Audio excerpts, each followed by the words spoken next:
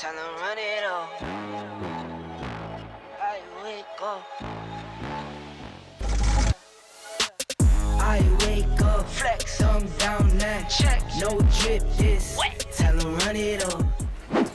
Salut, bienvenue dans cette nouvelle vidéo un peu spéciale on va dire cette fois-ci, puisque déjà on a la météo qui n'est pas avec nous, donc c'est pour ça que je commence dans Sika, que tu n'as pas vu depuis un petit moment je suppose. Bon, il n'y a rien qu'à changer, hein. C'est toujours aussi fonctionnel, elle est toujours aussi petite aussi, mais bon ça, on peut pas faire grand chose, on peut pas l'agrandir, on peut pas pousser les murs. Donc voilà, on se retrouve dans cette nouvelle vidéo pour suivre l'aménagement du fourgon. On va se concentrer sur la suite des travaux de ce petit camion qui a désormais un nom, ça y est. Donc on s'était quitté la dernière fois sur la pose du lanterneau. Cette fois-ci, bon, le lanterneau forcément est terminé, il est posé. Il y a eu depuis ces 2 semaines là, parce que ça fait 2 semaines que j'ai pas posté de vidéo, peut-être même 3 semaines au moment où cette vidéo sera postée. Ouais, enfin je suis pas très régulier, je le sais. Le plancher a été posé, l'isolation a été commencée, donc là on va aller voir les beaux-parents et on va parler isolation, et quand on aura un peu plus de temps, on parlera de ce qui a été fait au niveau du plancher et de l'électricité. Allez, on y va.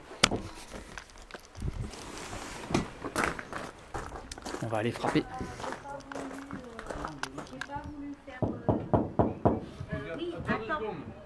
Faut attendre 2 secondes. Ah, t'as un poil. Je croyais qu'on faisait l'isolation là-dedans. Donc voilà un petit peu l'avancée sur l'isolation. Donc on va te parler du produit qui a été utilisé. Là, un peu plus loin dans la vidéo, on te dira ce qui a été fait aussi au niveau du plancher et sur une partie de l'électricité. C'est parti.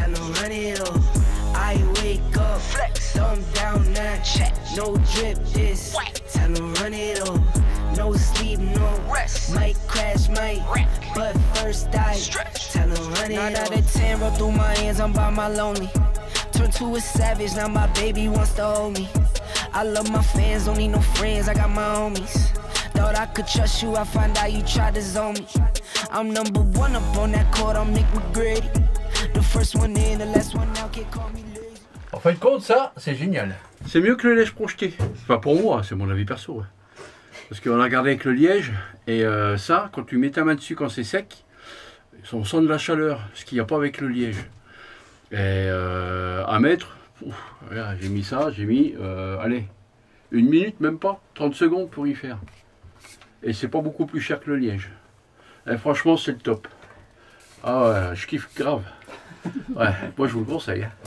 Franchement, je vous le conseille. Facile d'utilisation, ça rentre partout, dans tous les petits trous, tu peux en mettre de partout. Et après, tu mets ta laine de mouton ou ta laine de ce que tu veux dessus. Et puis voilà quoi. Et ça fait une super petite épaisseur de moins. Oui, il y a combien mon cœur? Il y a bien un petit 5 mm. 5 mm, enfin ça dépend comment on pulvérise, hein, parce que tu vois, il y a des endroits, ça fait. Mais bon, tu mets l'épaisseur que tu veux. Hein. Mais là, j'ai fait une couche, regarde déjà là. Franchement, c'est top. Hein.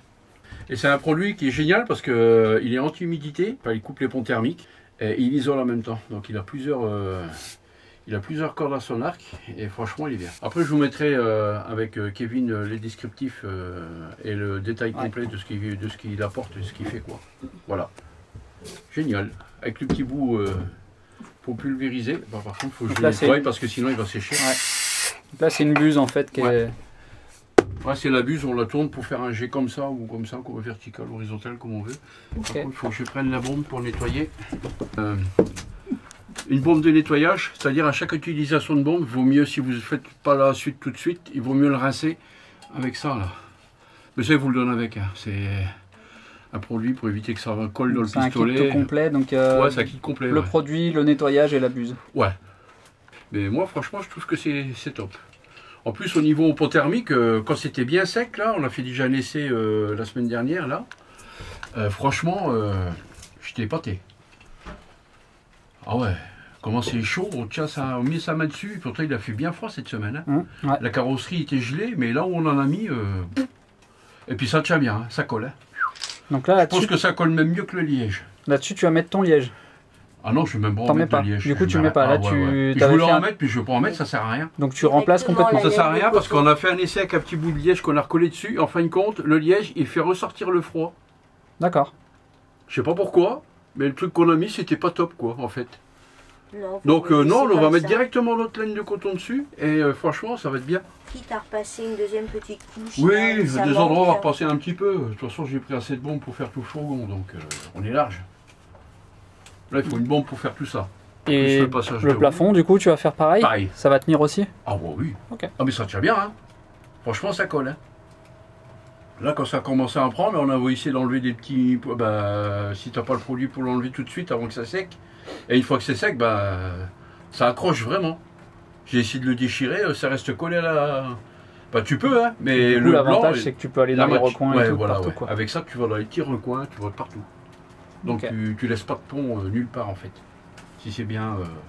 Bon après on a des endroits où on met la laine parce que tu peux pas aller dedans non plus. Hein. Mm. Mais si ça va bien, franchement c'est un bon produit. Et puis ça isole, ça isole bien. Donc là, t'en as eu pour combien à peu près t'en as pour tout le fourgon? Ouais, tout le fourgon, on en a pour 150 150 euros je crois, les 8 bombes. Avec les deux bombes de nettoyage. Avec 2 bombes de nettoyage et 2 pistolets. Donc tout complet pour un L3H2, à peu près 150 euros de produits. Ouais, tu peux, bon 150 euros. Ouais. Ok, Ouais. avec la livraison. Ouais, parce qu'on a pris combien on avait pris On a 8 bombes. 8 bombes. 8 bombes. Et on en a recommandé au cas où on est repassé, puis de toute façon ça va servir. Hein, Oui, bah oui, parce oui, que clairement. je vais bourrer la capucine là derrière, enfin au-dessus de la cabine. Ouais. Je vais faire toute la carrosserie au-dessus. Dans les trous là-bas on peut pas y accéder. Je vais tirer mes gaines d'abord pour Ouais, pour pas se retrouver. tirer les câbles après. Et puis tout partout dans les trous. Voilà. Par contre, Ça fait un peu décoration de Noël, on dirait de la neige. ouais, c'est ce que je disais. Et puis t'as même le droit à un décapsuleur.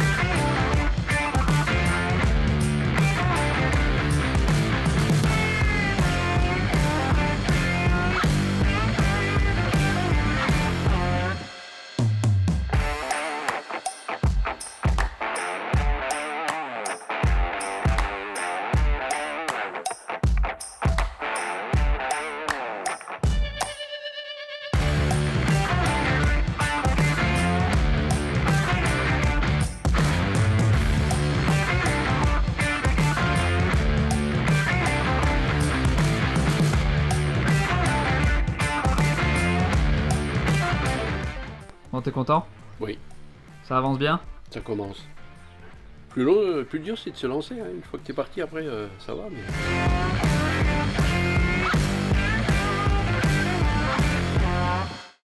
Quand t'as pas les idées, quand tu...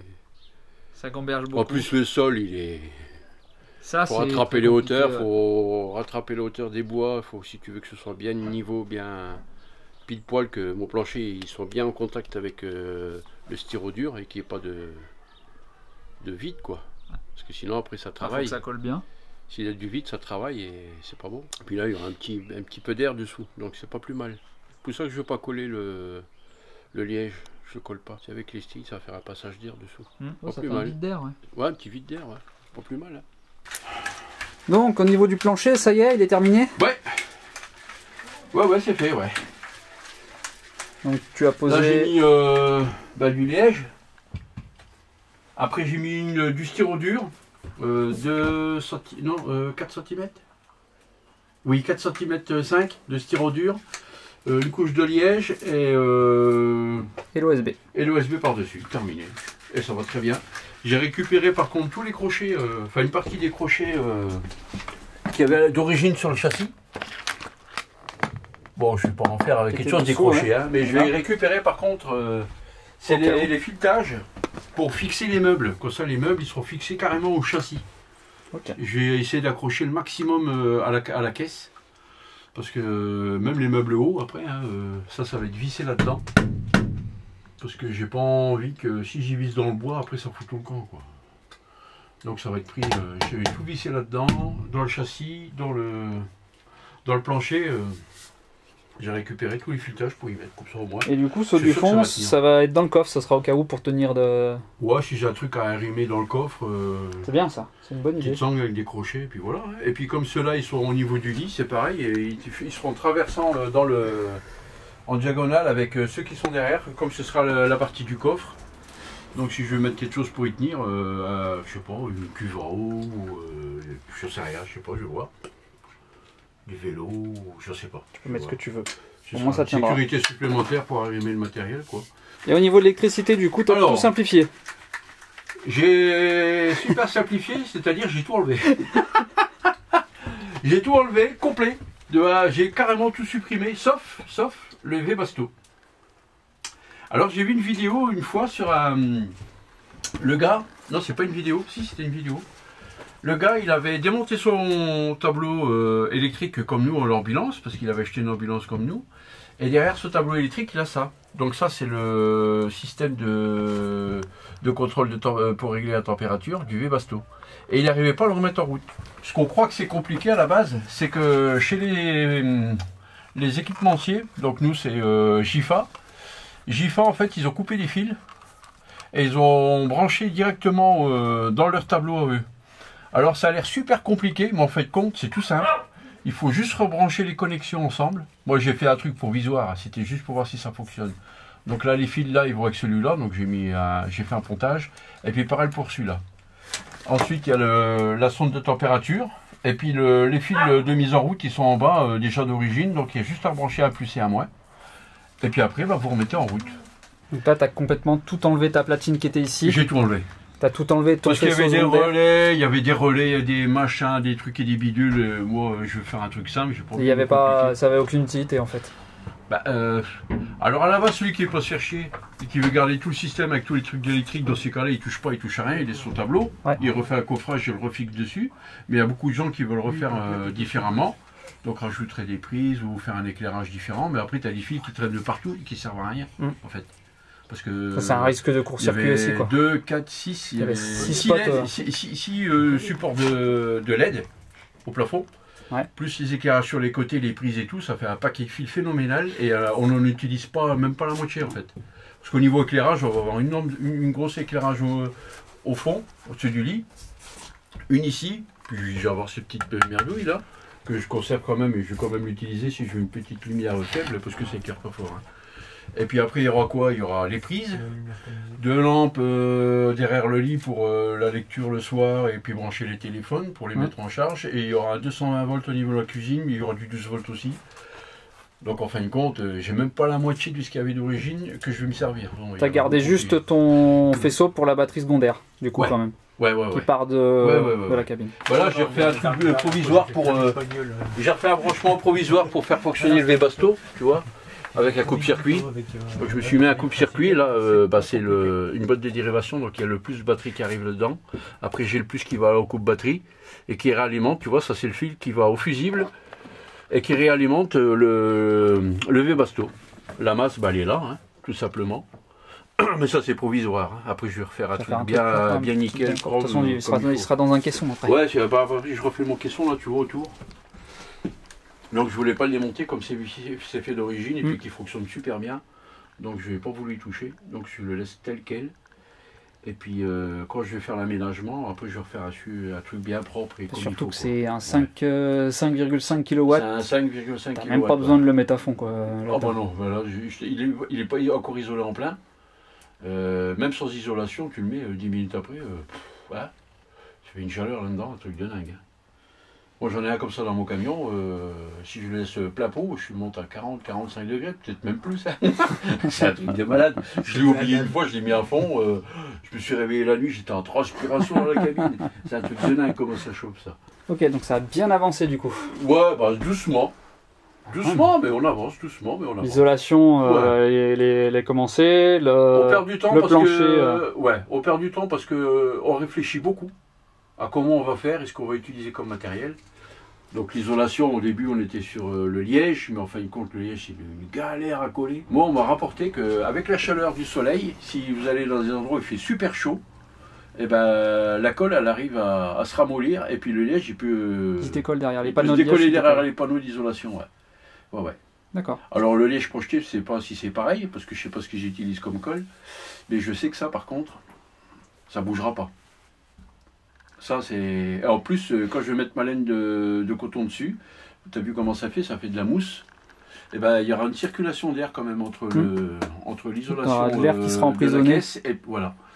Donc je pense que ça va être pas mal. Ça va être bien même. Au niveau isolation, je pense qu'on va être bien. Donc là, pour toi, c'est un test ce produit. Ça, c'est un test. Je l'ai vu en vidéo, sur une vidéo d'aménageur, je te dis, c'était, je sais plus dans quel pays. Et ça avait l'air super bien. Les mecs, ils en parlaient. Non, mais franchement, ouais. Moi, je teste. On verra bien. Hein. Qui tente rien n'a rien. Hein. Voilà. Et puis, si ça peut donner des idées à d'autres jeunes qui veulent aménager leur fourgon et qui ne veulent pas se prendre la tête. En plus, c'est super rapide. C'est facile d'application. C'est pas beaucoup plus cher que le liège projeté. Il n'y a pas la préparation à faire en fait. Tu n'as pas de préparation, tu n'as pas besoin de matériel. Le matériel, c'est simple. Ils te le fournissent. Ouais, ça, avec la buse qui vient se mettre au bout. Et tu peux avoir un jet horizontal ou vertical. Il faut juste secouer. Voilà. Longtemps, ils mettent 20 fois au moins. Au moins 20 fois, il faut secouer. Moi, je fais le double comme ça, je suis sûr. Non, pas de geste. Non. C'est comme ça. On secoue comme ça. Voilà. Je sais pas si on le laissera ça.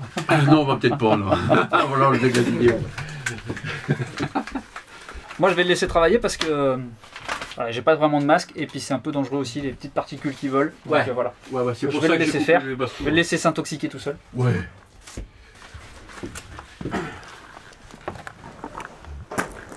C'est fini pour cette vidéo, elle est un peu plus longue que d'habitude, au moins elle est complète et on a fait le tour de tout ce qui a été fait depuis. J'ai par contre récemment acheté un drone, et ça gueule dehors. Du coup je vais pouvoir te proposer du contenu un peu plus pertinent et un peu plus cool sur les endroits où on va aller. Ça va peut-être pas se passer tout de suite, mais en tout cas tu vas pouvoir avoir des angles de vue différents. Et ça, je vais kiffer. Bref, on se dit à une prochaine vidéo pour la suite de l'aménagement de ce petit fourgon. Et d'ailleurs, putain, j'ai oublié un truc. On a oublié de dire le nom du fourgon. Je vais aller tout de suite les voir. Bon alors par contre, on a oublié de dire un truc.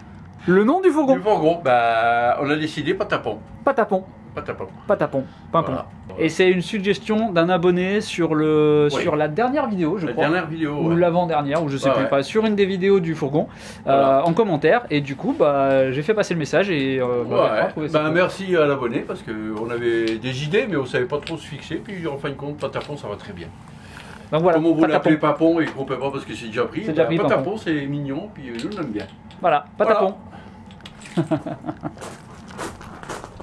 Merci pour cet abonné qui nous a suggéré ce surnom qui est plutôt sympa, faut le dire. Je pense qu'on a fait le tour. Maintenant, tu as le nom du fourgon, tu as l'avancée des travaux qui ont été faits depuis à peu près 2 semaines et demie, 3 semaines. Donc pour nous, on se donne rendez-vous pour une prochaine vidéo, peut-être sur l'aménagement de Patapon ou peut-être sur notre vie dans 8 mètres carrés à 5.